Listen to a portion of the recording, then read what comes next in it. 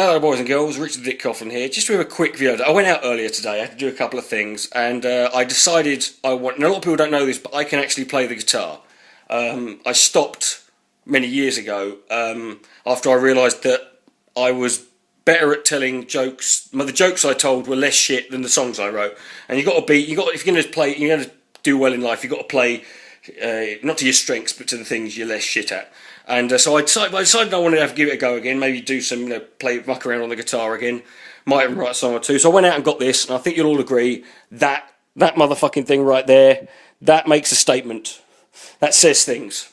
I've decided to call him Mitch after Prof MTH, because, he's possibly, he's my favourite. Of all the chutney ferrets I've ever known in my life, he's possibly my favourite.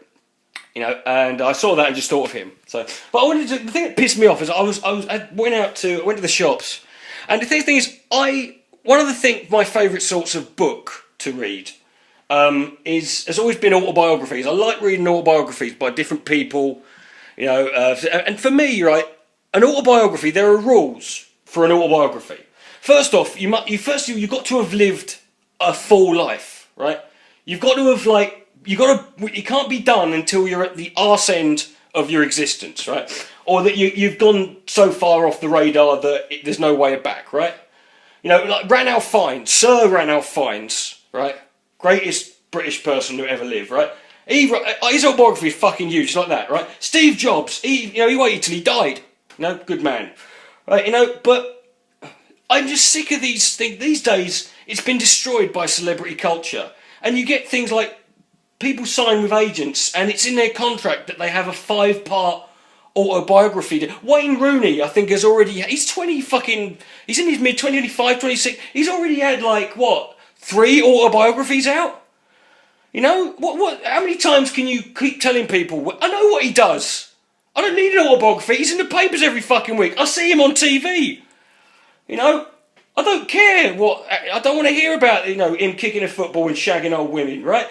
But I went to the W.H. Smith's, right, and I saw on the shelf 100% official, right, which is it's never a selling point for me. I like reading unofficial autobiographies because, for me, it's like I'd like someone to write an unofficial autobiography as me, because it would probably be better than my life, right, because you make shit up, right. But it was an autobiography. Justin Bieber. How old is he now? What, 17, 4? What the fuck is he writing an autobiography for, right? You write an autobiography when you've lived a life. The one thing about an autobiography is you should be able to look back on your life and what you did and maybe assess it and come to some sort of philosophical conclusion. Decide whether what you did was worthwhile or shit. If I'd written an autobiography when I was 17, it would have been, I was born, right, got a bit bigger, right, went to school, got hit a lot, right, got a bit bigger, but all the other kids got even bigger, so I got hit even more. Went to secondary school, high school, got hit even more, but by kids who were a lot bigger than me, right? Started wanking a lot, wanked, got up, went to school, got hit, right? Repeat ad infinitum for a couple of years. Started smoking at 15, started drinking at 16, got to 17, more to follow. That's basically it. It'd be wanking and being hit, right? Just stop telling me. No one should you shouldn't, and it's your fault. It's not the celebrity's fault. It's the fault of the public. You shouldn't care what some fucking cunt does in their life. Stop. Make your own life more. The reason people moan that their life is shit is because they spend their time, obsessing over the fucking petty, irrelevant fucking activities of people who aren't fucking important, right? Justin Bieber is not important. Fair play to him, right? If people are going to buy that shit, fucking buy it. Right? That's his fucking business. But stop feeding the monster, you fucking cunts, right? I'm not going to write, in fact, I'm going to write an autobiography when I'm when I'm really, on my deathbed, right? I'm just going to write one in about a week, and I'm going to make it all up, right?